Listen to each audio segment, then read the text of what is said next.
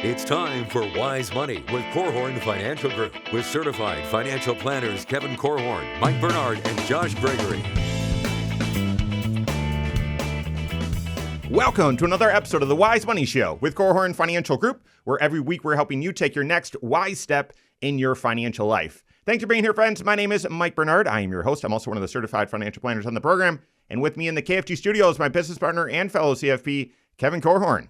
Tax planning is one of the 6 areas of your financial life, and this is the proactive, creative work to help you optimize and hopefully minimize the amount of tax you pay over your lifetime, if not multiple lifetimes. So today we're joined by my friend and special guest, Patrick Lonergan, tax planning expert for entrepreneurs, to learn about the 4 levels of tax planning. That and more on this hour of the Wise Money Show. When I first heard Patrick's framework, I don't know, been doing this for 25 years, Kevin, even longer. And we have this insatiable curiosity for new ideas and different planning strategies.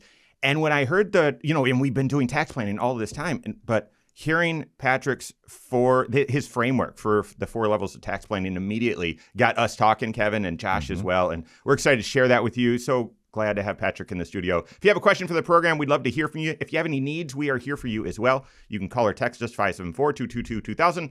That's 574-222-2000. Online, wisemoneyshow.com is where you can find us. And then all over social media, wherever you're at, we are there as well. Just search the Wise Money Show. We're not on TikTok, though. Just going to let you know that. All right. So there are 6 areas to your financial life, everyone's financial life, mine, Patrick's, Kevin's. And tax planning is one of them, not tax preparation. Tax preparation is reactive. Tax planning is the creative, the proactive work to optimize your tax picture. And as Kevin said, aim to pay the least amount of tax over your lifetime, if not multiple lifetimes, doing multi-generational planning. And as you're going to see in this discussion with Patrick as we go through the 4 levels of tax planning, that it's not in a silo, right? Culture in our society sets it up where it's like, well, my insurance is over here and my estate planning is way over there. These are all separate. No, that's a lie. It's not true. They're all interconnected, and you need to be quarterbacking and seeing, well, how do you leverage one to improve the other and bring synergy? So we're going to get into all that. You'll see. So Patrick, welcome to the studio. Welcome to the show. So great to have you here. Thanks, Mike, for having me. I appreciate it. I am terrible at introductions, so I'm going to have you do that. But let's just say Patrick's a financial planner from the metropolis of Clinton, Iowa. It's a huge city. Just kidding. About 30,000. About 30,000 people. But it sounds amazing. And but Patrick serves in a niche. He is an expert in tax planning, serving, I'm just going to say it, high-powered entrepreneurs. Maybe you can say it differently, but yes, you do financial planning, but it's really, really heavily focused on tax planning for a very specific group. So share a little bit more you give us an introduction, but then also that niche that you serve. Yeah. So we're actually a virtual financial advisory firm. I'm the only one in Clinton, Iowa. Our team is spread all over the United States. And so are our clients. And we do serve the entrepreneur that is generating very healthy amounts of profit.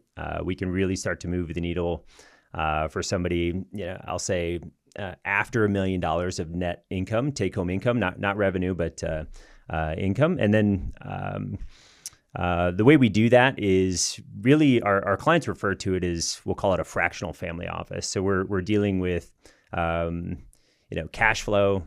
Once we understand the cash flow, then we move to tax strategy. When we aren't sending money to the IRS, now we're looking at how we can invest it. And then there's a protection piece that includes property casualty insurance, legal structures, trust structures, that type of thing that just helps our client protect the wealth that they've built over time. Yeah.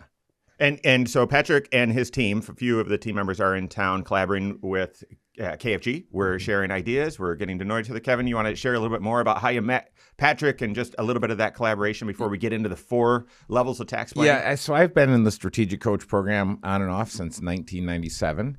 And I met Patrick in one of those strategic coach sessions. And as he was explaining to me what he did, the way that he presented it and puts together how he helps folks with higher incomes and solves tax problems, it piqued my interest. Yeah. And I like to think, well, I think I know what I'm doing and some other things. But I said, Patrick, why don't you help me? And I got to know Patrick and his team, and they're pretty amazing. Yeah. And as we got to know each other, we said, hey, KFG is kind of a teaching hospital. We're bringing the next generation of advisors into the advising world, and why don't you guys come and let's collaborate, because we are better together in our industry. I found that the very best collaborate and work together, and so that is that we're just having a little bit of a party here with his team and our team learning. But I really love the deep dive and the way that Patrick and his team have structured the approach to tax planning, which we're going to get into right now. So, Patrick, 4 levels of tax planning, and we're gonna meander through. And even though you might be listening, and maybe you're an entrepreneur, maybe you're not, this is for you. Maybe you're an entrepreneur with $2 million of net income. Maybe you're not. This is gonna apply. So Patrick, what's level 1 of tax planning? Yeah, and I think before we get started on tax, I think when you start looking at moving the tax needle, and when you're tax efficient with your planning, it just allows you to build more wealth. So it doesn't matter if you're at $100,000 of income or $1 million or $10 million of income. Or I just have a W-2 job. If I'm tax efficient, one of the sayings we like is the raindrops fill up the ocean. Every dollar that I can put into the wealth building bucket, the better. And if I don't send it to the IRS, now I'm building wealth. So we like the tax optimization. But level 1 tax planning for entrepreneurs is the IRS gives us guidance, but it doesn't take any investment. This is just good administration and bookkeeping. So if there's any tax magic that's out there, sometimes clients come into our office and they're like, wave the magic tax wand and make all the tax go away. This is where we can make some of this happen. We can move money from our right pocket to our left, or we can make sure our books are in proper order, and we can create some unique opportunities. Okay, so say it again. So the IRS gives us guidance, meaning there's clear rules. Yep. Haha, that is kind of funny. It's not. It's written in whatever, if you can understand Language, it. But an interpreter is saying, yep, no, this is very clear. The IRS documents this is allowed, but it doesn't require any investment. So give us a couple examples. Yeah. So one is most entrepreneurs have a home office deduction, and the IRS actually gives us about a $1,500 deduction. It's almost like a standard deduction for the home office. But there's also another way to calculate it that says if we take the square footage of our house, if I have a 2,000 square foot house and my home office is 200 square feet, it's 10% of my house. And then I add up all the expenses for my property, and then what I can do is I take those times the percentage of my home office, and it might be a $5,000 deduction versus a $1,500 deduction. So just spending an hour or less, just itemizing all those expenses for my home, and that's everything from the housekeeper to the maintenance that I've done, the lawn service, all of those things, utilities, mortgage payments, mortgage interest, all of that adds up, and it might create a $5,000 deduction, which could translate to $1,000, a few $1,000s in tax savings. But that's real tax savings. That's not tax deferral, and it didn't cost you any money. It was just a more disciplined approach or more creative approach. On the individual side, if you're thinking and saying, well, I don't have a home office, I just go and work at a job. A few scenarios. Kevin, I'm going to ping you and ask you here in a second. But one of the ones that we talk about all the time here on the Wise Money Show, and this, you got to qualify, but qualified charitable distribution. And so if you're age 70 and a half or older, if you're already donating to the church right out of your pocket, but you're also pulling dollars out of your IRA to supplement your Social Security, you're giving and donating, but it's not tax efficient. And therefore, and you might say, well, I'm not donating to get the tax benefit. I understand, absolutely.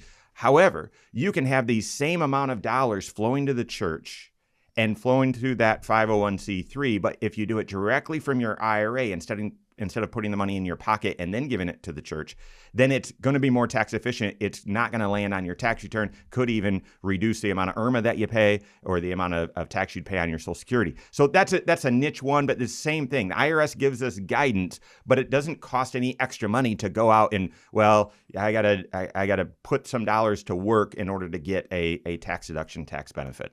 Yeah. So, and I've got another one that I'm thinking of, but to go back, Patrick, why do you think, have you ever shared this strategy with someone and they said, oh, that's cool, but I'm not?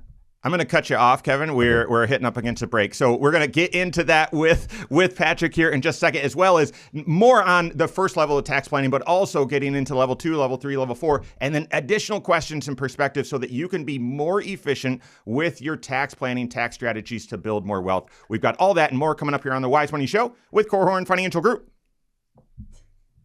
Come on, who's the rookie here, Kevin? And dude, my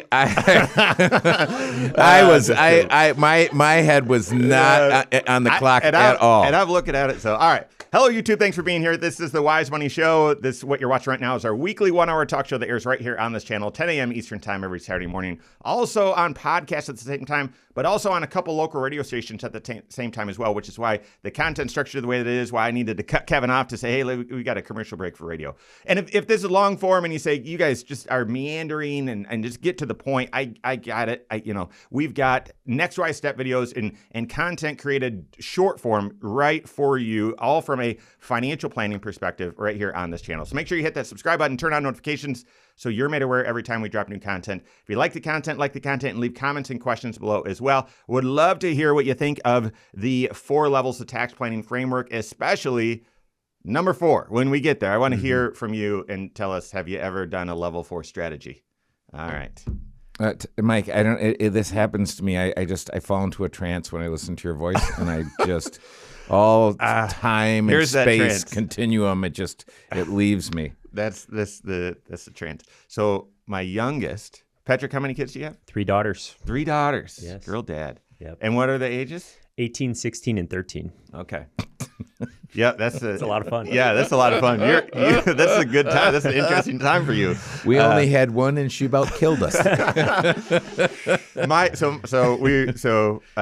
Girl, boy, 16 and 13, and then 8. And the 8-year-old, anytime he gets in the truck, it doesn't matter if we're just driving 5 minutes or 50 miles. He's zonked out. He just falls asleep. In Dad's truck, it is like, I don't know, what is it, tryptophan? Like it's something, whatever. He just falls asleep. And so glad that I can deliver that in my voice to you, Kevin, as well. Yes, yes, I'm entranced. Okay, but that. So can we pick up there? Yeah. Because the thing that I was thinking about is what do I get paid as an S corp?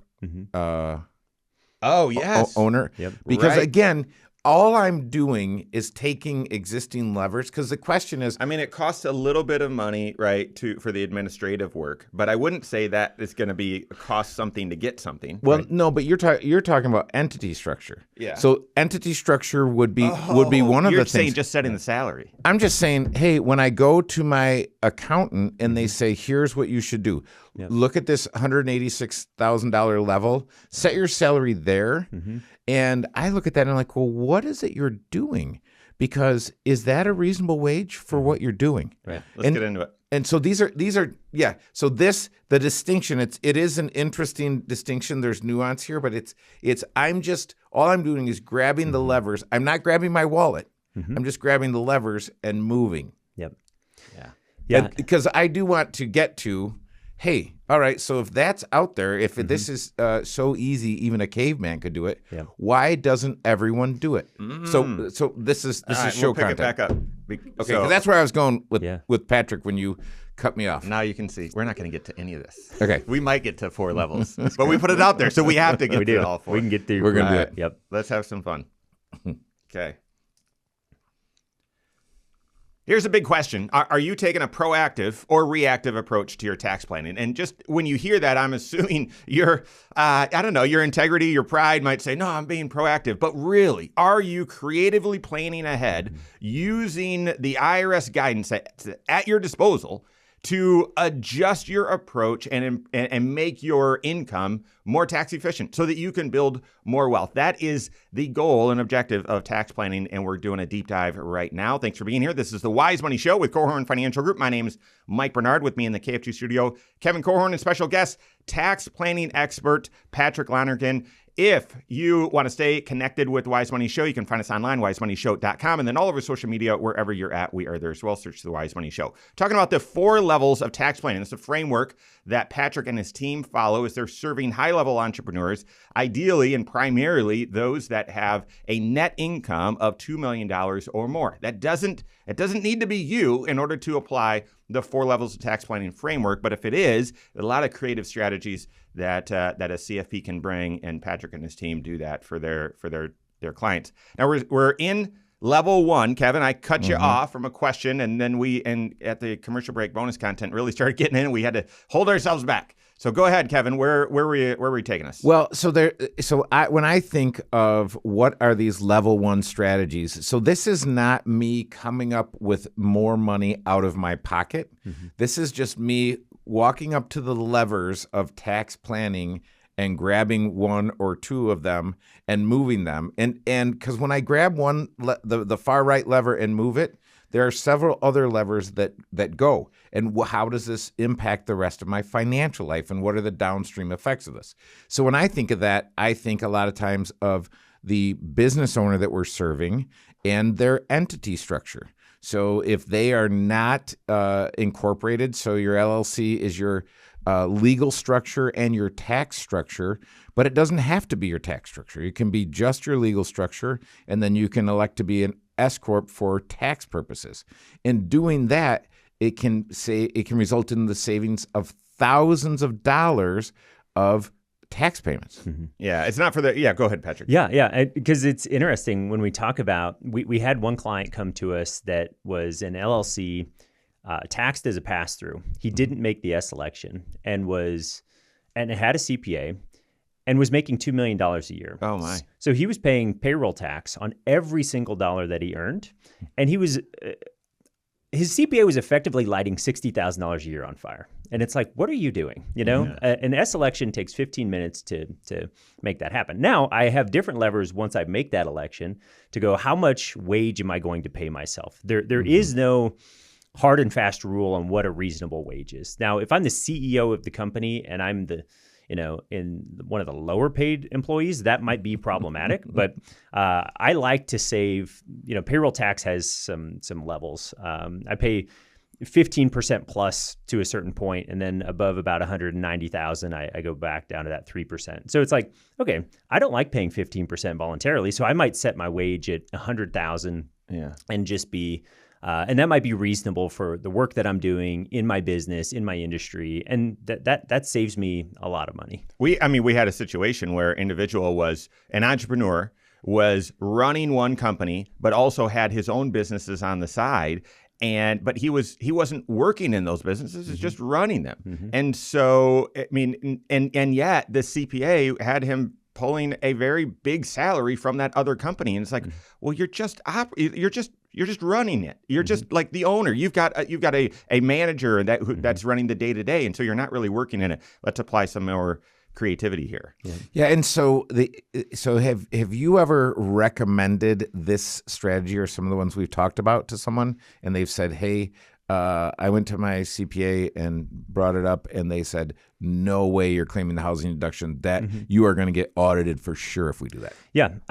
Sometimes, like, we love our CPA partners and even the clients' CPAs. And sometimes when we think about their job, it's compliance. Let's get the right numbers in the right boxes in a compliant way. So sometimes we'll have to do some education. We'll bring the code and say, hey, this is what it says, and this is how we get that deduction memorialized in a way that is going to be compliant. If the IRS ever comes and audits it, this is how it plays out. And one of the things that we use is an accountable plan. And what that does is the accountable plan allows the employee to be reimbursed for expenses from the business. So all of these deductions live on the P&L. The IRS would have to be auditing down to like the minute detail And then even then, we've got all of the documentation to support that it was ordinary, necessary part of the business, and it's not a problem. So usually it's just an education question with the CPA. Yeah. Yeah, and so that is tricky because I've had a good friend who's a CPA who recommended some folks that they come work with us for financial planning. Financial planning is different than just tax preparation, which is what their firm did. And I looked at the case and I said, "Hey, friend, they're not doing an S election. There's a ton of money being left on the table."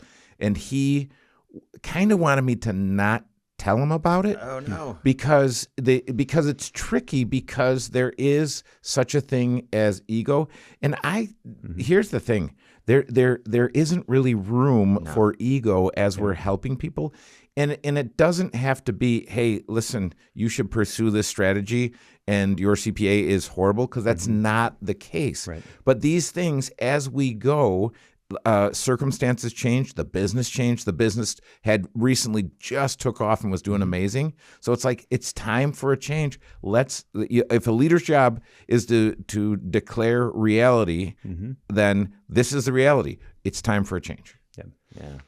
Yeah, and it is interesting. Sometimes CPAs feel threatened when we enter the equation, and because unfortunately CPAs will put themselves out there as tax strategists, and then they're just doing all of the record keeping, the compliance side, and so then they feel a little like, oh geez, this guy's doing the thing I said I would do. But most of the time we get the CPA at ease, and we can help bring the truth in a way that allows them to save a little face, and we can move in the right direction. So we were just talking about this in the Wise Money Show. Strategy and execution. Strategy is the creative work, right? Your CFP needs to be bringing clarity and confidence to your financial life, but also creativity. And so strategy, that's the creative work, and that's also the clarity and confidence. But then the execution, the implementation. And if you have multiple people, and you said this perfectly yesterday, Patrick, as if you were on the KFG team to the team when you were making the introduction, that the areas that you work in, so the 6-area framework that we talk about, and yours with entrepreneurs is slightly different, but same thing. The big idea is the clients that you're serving, they have experts in each of those areas already. Why they come to you is because those experts are not working together. Right. And therefore there is no synergy, and money is slipping through the cracks. And therefore you need strategy and execution around all areas of your financial life. That is the big idea. Yeah, the execution is not integrated. Yeah. And so any kind of strategy, and a lot of times if the execution isn't integrated, there is no strategy. It is that person is trying to help you do as much as they can with their service, and this is where we like to marry those up. Yeah, absolutely. And I think we could use an analogy about building a house, right? Like the framer is really good at putting pieces of wood together, but I need somebody that can see the whole picture and design the whole thing and have all of the pieces come together and make it work in a cohesive way. Like a framer's not going to keep the rain off, and it's like a great financial strategy, a great financial plan has all of those pieces working together, and somebody needs to bring all that together. So. Yeah, and actually, and there's a little bit of art, like you said, Patrick, and making sure that the framer doesn't get angry with the trimmer or one installing the windows or whatever. Yep. Like, hey guys, no, we're all working together here. You don't need to put each other down or whatever. So okay, so 4 levels. This is Patrick's framework that he uses. 4 levels of tax planning. Level 1, IRS gives us guidance. So there are clear rules, clear with an asterisk. But it doesn't require any additional investment on your part. Just some creative strategy and a different paradigm of thinking, and then that strategy and execution. Introduce level 2, and then we'll unpack it in the next segment. Yeah. So level 2 is the IRS gives us guidance, but now we have to invest dollars. Yeah. Okay. So it's going to take a little bit of resource to go out and get that extra deduction or get that extra benefit. And we're going to hear from Patrick about how that's applied.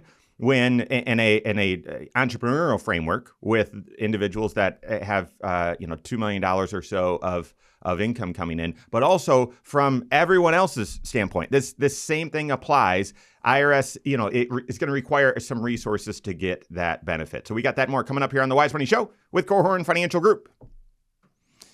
So I know the level 1 ship has sailed. You can come back to it. But no, it's fine because it's just I love once your mind gets going on this, because a great one is the housing allowance for clergy.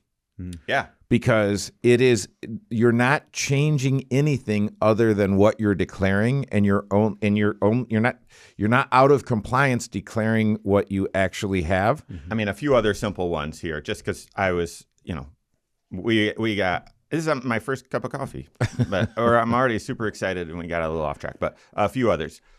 You're saving into your Robinhood account because you're buying meme stocks. Okay, throw that money into your Roth IRA. And, I would invest in meme stocks, invest in a diversified strategy.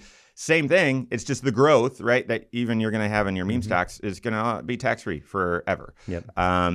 Or you're saving into an UTMA for your child. Instead, you could redirect those dollars into a 529 plan if those dollars were intended for their education. And you get a state tax benefit if your state offers one.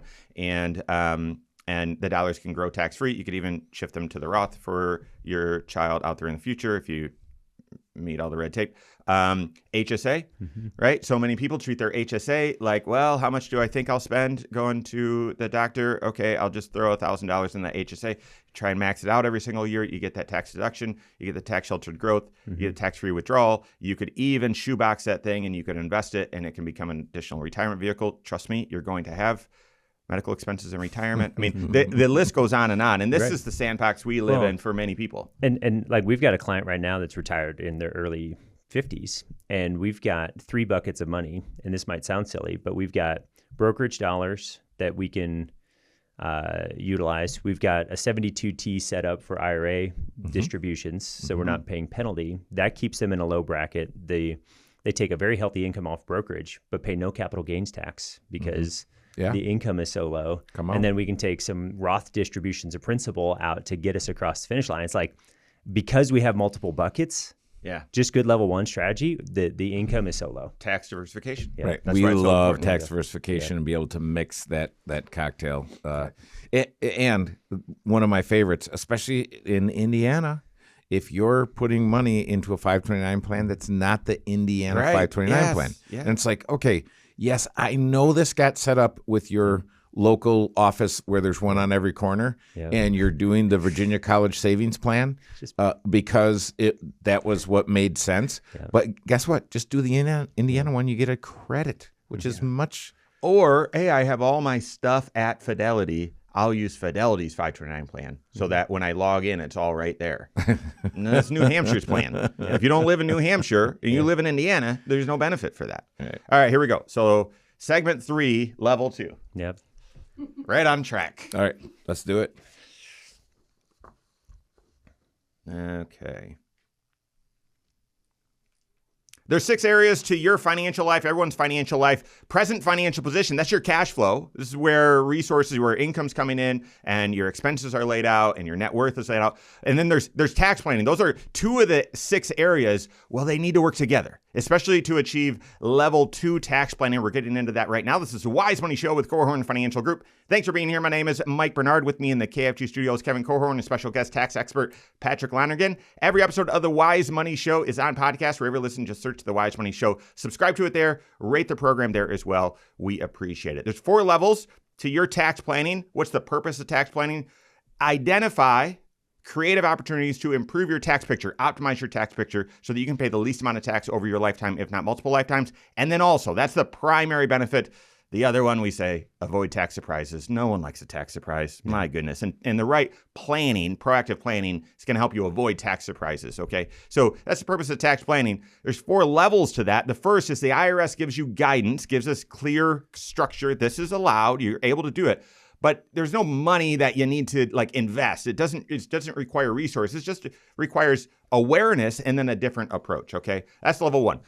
And there's just tons of examples. We could spend 5 shows just explaining the examples, and I'm sure we'll come back to it. Level 2, though, Patrick, we left off on that, is what? Yep. The IRS gives us guidance, but now we have to invest dollars. So the most common ones that people are familiar with are 401k, IRAs, Roth IRAs. If we move into some advanced strategies, we think about a cash balance plan, which is effectively a pension plan that somebody can set up.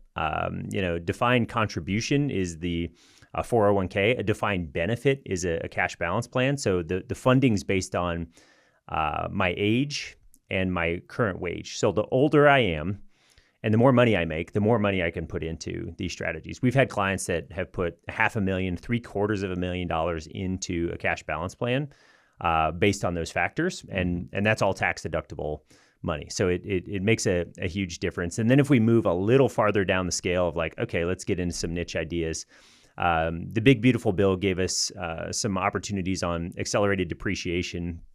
But oil and gas is one that is an investment opportunity that has very favorable tax treatment built right into the tax code. Again, it's a niche opportunity. I don't want all of my eggs in the oil and gas bucket, but that's another strategy that I put $1 in. I know what benefit I get out of that. Yeah. If you're just joining us, Patrick is a tax expert, primarily serving entrepreneurs who have built up a pretty sizable business. Now, if you're listening to that and saying, well, that doesn't apply to me, and I don't own my own business. Okay, so mentioned here, it's going to require some resources to go out and get the tax benefit. So funding your 401k in a certain way, funding your Roth IRA in a certain way, funding those tax shelters. Yep. So here in Indiana, that's where we're recording. That's where our headquarters is. If you've got a child in that you want to help with college and you want to save up and help them, you can do so in a tax efficient way using the Indiana 529 plan. For every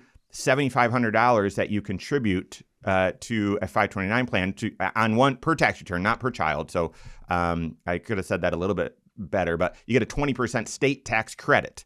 Now that state tax is Indiana tax. So if you're not paying Indiana tax, then you wouldn't get all of that. But it's going to take $7,500 for you to get that $1,500 tax benefit. Okay, so that's the example we're talking about. Another one that we talk about all the time, I would say, Patrick, you can disagree with this, a Roth conversion would fall in this bucket. Unless you're in the 0% tax bracket, then I guess it wouldn't cost any. But this is where you're choosing to pay some tax voluntarily on those dollars right now, even though it's not required that you withdraw them. And you're choosing to do so because you're in a low tax bracket today. You fear you're being a higher tax bracket out there in the future, or other income sources are coming online out there in the future, and you want to defer these or get these dollars growing in tax sheltered way, where you would do that conversion and then you'd have to pay the tax in the year that you do the conversion. That would be where it's very clear Roth conversions are allowed. They've made them easier over the years, actually, but you're going to have to pay the tax. Some dollars are going to need to be invested there. Yeah. And I think a lot of times these level 1 and level 2 strategies can marry together. You know, we can find opportunities to use the rules of the IRS and move money around and just create tax efficiency. And we love Roth conversions. We think tax diversification is such an important asset. It's actually harder as you get as your income goes up, because the Roth is one of those things that I can no longer fund. Yeah. I can still do conversions.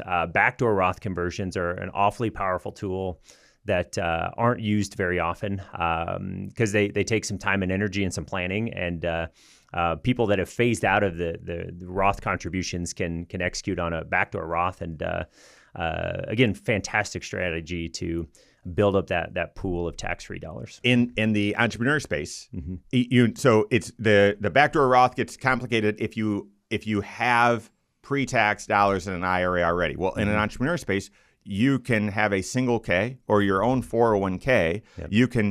You can roll over, transfer in all of your pre-tax dollars from your IRA into that 401k. Yep. Voila, you no longer have any pre-tax IRA dollars, and that opens the door for the backdoor Roth IRA, right? So yeah. And a lot of times when we're working with entrepreneurs, I'm showing them, hey, look, this is all I'm going to ask you for. I just want you to max fund this, and this, and you can have all the rest of your money to just go and invest in your business, reinvest, and do amazing things. And the business owners that do that end up with diversification, because you were talking, Patrick, a little bit earlier about, hey, these folks had a brokerage account, they had traditional IRA, they had Roth IRA, they had all these things, and they had choices. And that's what, if you do this well, you are creating options and choices and freedom for yourself down the road. Where would you put? Would you put life insurance, leveraging life insurance for estate enhancement from a tax efficient way? Would you put that in this category? Or is that just purely in the risk management protection bucket, your other framework? No, I think life insurance fits squarely in level 2 strategies, because when you think about it, life insurance is a tax wrapper. Yeah. So most people don't see it that way. It's often oversold and so on. But from a creative tax planning standpoint, absolutely. Yeah. Yep. And so that tax wrapper can take a number of different forms. And again, we think life insurance fits in specific situations. It's a tool. It doesn't solve every problem, but that wrapper can create tax-free benefit when I die. It can create a pool of tax-free dollars right now that I can leverage as an asset that has death benefit attached to it. So yeah, I think life insurance fits nicely in level 2 strategies. Yeah, Kevin, can you think of any others for the typical scenario where you'd need to put up some resources in order to get a tax benefit? Go ahead, Patrick. I was going to say, if we want to go way down the rabbit hole, one that came up recently with the Big Beautiful Bill, and again, this is a very niche strategy. It has to be in the right scenario. But the accelerated depreciation that came with the Big Beautiful Bill lets us make an investment and write off 100% of that investment. And one of the opportunities is there's a Bitcoin mining opportunity. There's a bunch of Bitcoin miners out there that will host it. You can buy the equipment. That's the investment. So if I put $100,000 into Bitcoin mining, I get a $100,000 deduction. And then those Bitcoin mining rigs are generating Bitcoin that I can see growing on my platform. And so I think that's a unique opportunity to, if we're looking for super niche level 2 strategies, that's one, but you got to be really interested in Bitcoin. You might have just lit the fuse there, Patrick. Watch out. Okay, another one. So stacking, I would, let me say it differently. Optimizing your itemized deductions and stacking deductions. So using donor advised fund. Right. And if you were going to, we donate about 10 grand a year to the church or to 501c3s. Okay, wait a second. Well, do you have additional cash flow where you can stack all of those into 1 year so that you can get above that threshold and itemize this year and then get the standard deduction the next couple of years? Yeah, but I don't know. Would I want to give that much to the church right now and then say, well, you're on your own for the next couple of years? No, you don't need to do that. You don't need to make that choice. You can throw the dollars into your donor advised fund. In the year that you make that contribution or donation to your donor advised fund, that's the year that it counts as a donation.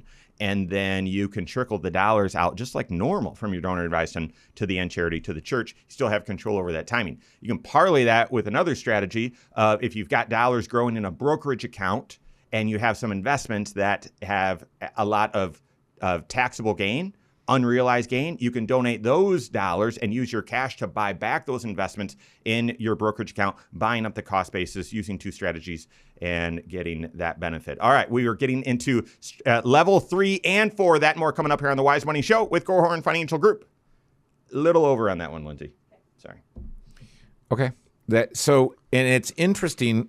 This is where it'd be fun to do about 7 shows, because I would like to argue with you on the last idea, because is that a level 2 or a level 1?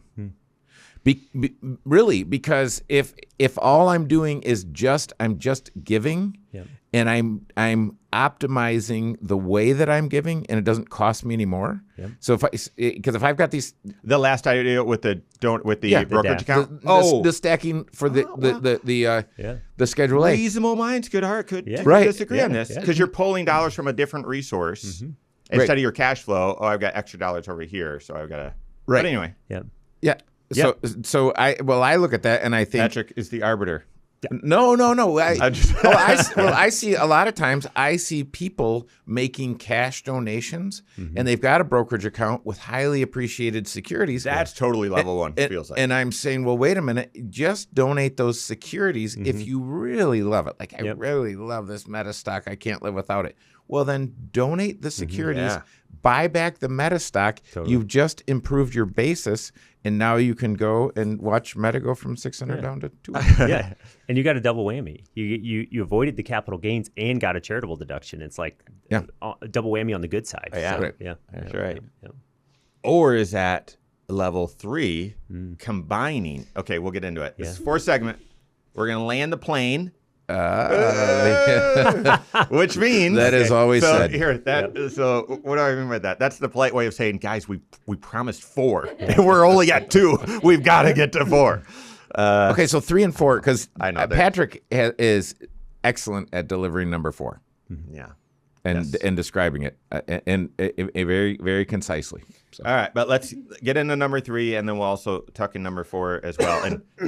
And if you want to share, I mean, we'll see how long my intro takes. You can share both at the same time, and then we can park in number 3. Okay, and are we see. going to announce that in the show notes we're going to have Patrick's info and a way to go watch his content on YouTube and all that good stuff? Well, I'll say that in the intro, because we'll probably run out of time at the end. I don't want to assume that I'll be able to hit it at the end if we're like just rushing. All right. So, all right, here we go. Thanks for being here. This is the Wise Money Show with Cohorn Financial Group. My name is Mike Bernard. With me in the KFG studios, Kevin Cohorn, special guest, tax expert, and financial planner, Patrick Lonergan. Every episode of the Wise Money Show is on the Wise Money YouTube channel. Go to YouTube, check it out, search the Wise Money Show. Subscribe to it there. It not only is the talk show that you're listening to right now right there, but also Next Wise Step videos that air all throughout the work week, as well as shorts, taking the same framework, 6 areas of your financial life, applying it in a more short form or direct format. So go to YouTube, search the Wise Money Show, subscribe to it there, turn on notifications here everywhere every time we drop new content. Patrick is our special guest today. He's in town with a few of his team members collaborating with KFG. We're sharing ideas and improving both of our practices. Patrick serves entrepreneurs and has an incredible framework and creative approach to serving them. You want to hear more from Patrick, we're going to leave all of the contact information and how you find them in the show notes here on YouTube. But vitalwealth.com is where you'd find him. And he's got his own podcast as well. Actually, sort of celebrity as well. Patrick was just interviewed on the #1 podcast and show in the financial advising space, the Financial Advisor Success Podcast. That was just recently. So we, as you say it, he's got a smile, because it is pretty cool. It is. He's got the badge and everything. So we're so excited to have you here, Patrick. Again, doing advanced tax planning. So 4 levels of tax planning framework. We're on to level 3. What's level 3 here? Yeah, so I think level 3 will lead nicely into level 4. So level 3 is we're combining sections of the code to create tax efficiency. And so I'm going to give an example that works for the entrepreneur, and then we're going to explain how this can be problematic. So level 3 is an opportunity in level 3 is my business insurance is tax deductible to me as the business. Okay. But when those dollars come into an insurance company, there's potential claims out there, and those dollars aren't taxable to the insurance company. So I can set up what's called a micro captive. And if I've got a complex business that needs insurance over and above what I can buy out there in the marketplace, and these are generally low probability but high impact type claims. Okay. So reputational risk is one. Cyber risk, we can add additional cyber. Loss of key employee, loss of key client. Those are all examples of coverages. And I can, to meet the definition of insurance, I need to have at least 10 other parties involved. So the claims have to be pooled. I can't just take all the risk on myself. So I have to share that with other business owners. We organize these in the United States. So there's a State Department of Insurance, generally North Carolina, that's overseeing all of this. Third-party actuaries are creating the pricing for the insurance policies. And so you can see there's some complexity here. But if you look up micro captive or captive insurance, one of the things that will come up is it's on the IRS dirty dozen list. And so this has to be administrated well. And the reason it's on the dirty dozen list is because people have abused the strategy. Mm-hmm. They've put money into the micro captive and then treated it like their personal piggy bank. It's like all of a sudden I took these tax deductible dollars and I put a pool in my backyard. Yeah. And it's like, that's not legitimate. And what that leads us to is level 4 tax strategy. And level 4 is tax fraud. And I can take a legitimate strategy of, let's just go back to level 1. I have 3 daughters. They're 18, 16, and 13. I love being a girl dad.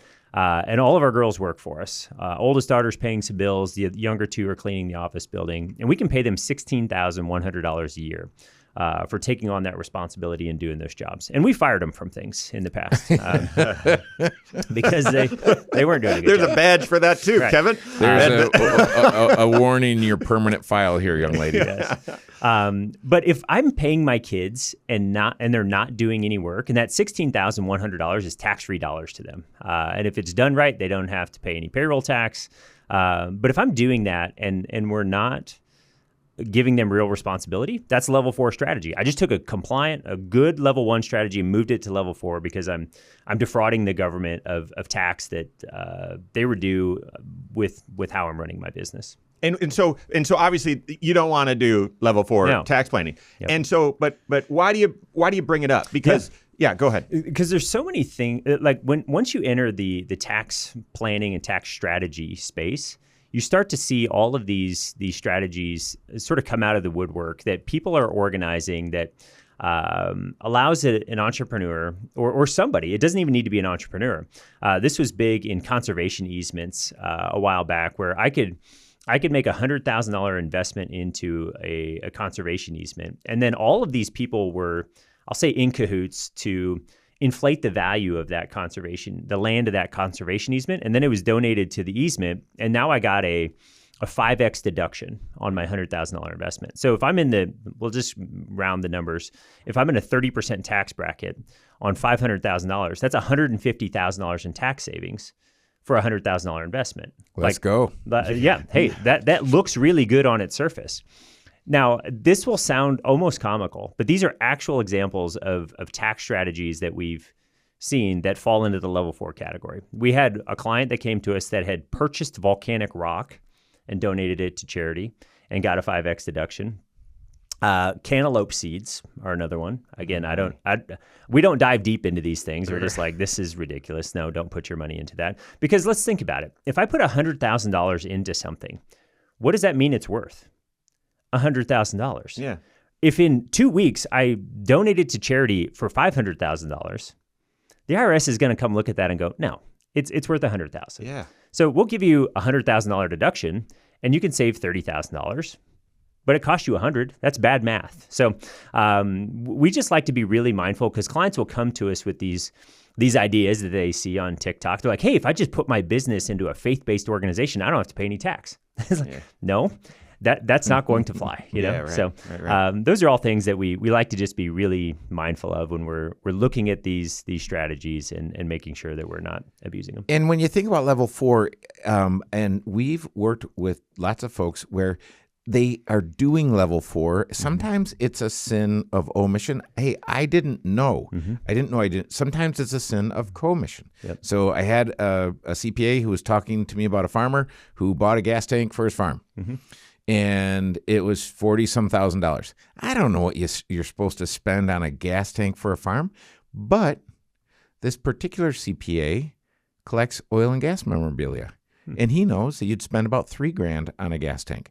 So why was it so expensive? Because it was a collector's item. Yeah. So he bought it for his collection and said, hey, I'm going to put this in service to use, which was never the intention. So that is the capital F fraud word. Yep. So keep it above board, right?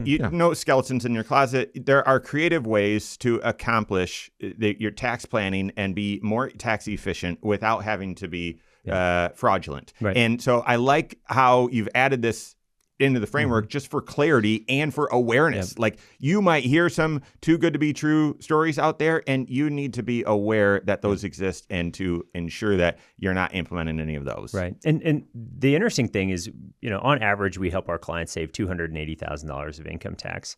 And there's so many compliant ways to do it that I don't need to venture into those uncompliant, strategies where I'm. And we see it, and it can be frustrating. And I think it's good to sort of bring it to your client's attention and be like, hey, I don't know if there's integrity in that strategy. Let's go find some opportunities to do this in a way that we can all feel good about it at the end of the day. A couple. So going back to level 3, you're combining 2 different areas of the tax code. And so one of the ones that we left off on is I think could be an example of that. Maybe if we've got another quick example, but doing making a donor advised fund contribution, but using appreciated stock or exchange traded fund, something from your brokerage account, and donating that, you get the deduction for the market value as long as it's long-term cap gain and you haven't held it in short-term, but you get the deduction of market value, and then the cash that you were going to donate, you buy that security right back, and now you've got a higher cost basis. What's another one? Yeah, so there's one called a restricted property trust. Okay. If we think about life insurance, we were touching on that. Life insurance is a really interesting tool. And it's almost always the case where it's not tax deductible. There's a few scenarios where we can deduct life insurance, and the restricted property trust is one of those. Yeah. So the interesting thing about the restricted property trust is I put the dollars in, and if I don't utilize that plan, I lose those dollars. Yeah.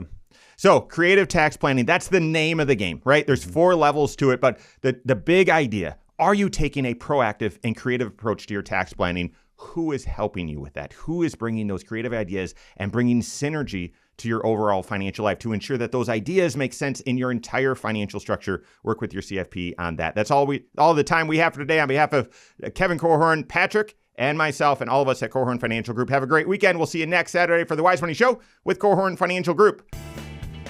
Securities offered through Silver Oak Securities, member FINRA/SIPC. Advisory services offered through KFG Wealth Management, LLC. Doing business as Korhorn Financial Group. KFG Wealth Management, LLC and Silver Oak Securities Incorporated companies are unaffiliated.